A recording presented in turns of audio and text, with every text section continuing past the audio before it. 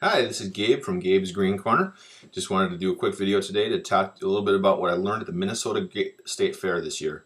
If anybody gets a chance and you live in the upper Midwest or you're out in Minnesota, you should definitely check out the Great Minnesota Get Together. This year I was at the Eco booth at the Minnesota Living Green Roof Council booth.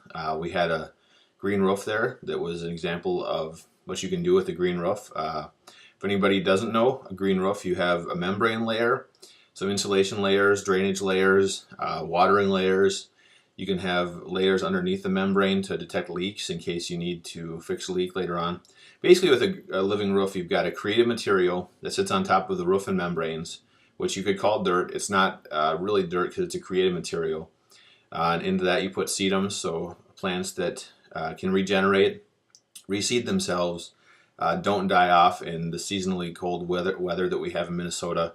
And they act a little bit like cactuses where they can withstand extreme drought and then large amounts of water.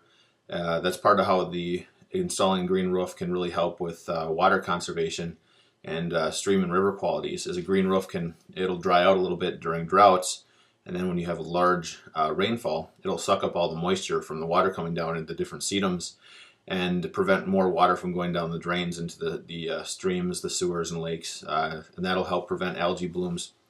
Some of the other cool things about green roofs are they can make your roof last 3 times as long as your roof would normally, because the growing matter on your roof sucks up the solar energy, radiation, and a lot of the harsh conditions that happen from just living in the outdoors, like a typical roof.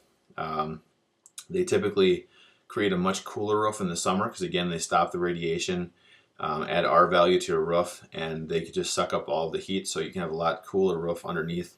There have been some studies showing a building that would be at 90 degrees normally during a summer day could be at 80 degrees or 75 degrees simply by installing a green roof without running HVAC systems. So a lot of different cool features of a green roof. This year at the Minnesota Green Roofs Council booth, we had green roof seeds that we were giving out, which were a mix of seeds that have been deemed suitable for a Minnesota green roof, native plants to Minnesota, that would do well in a green roof atmosphere, aside from the typical European green roofs that we do still install in Minnesota, where they have had sedums that have been kind of tried and tested over hundreds of years in Europe. But some cool stuff going on at the Minnesota State Fair.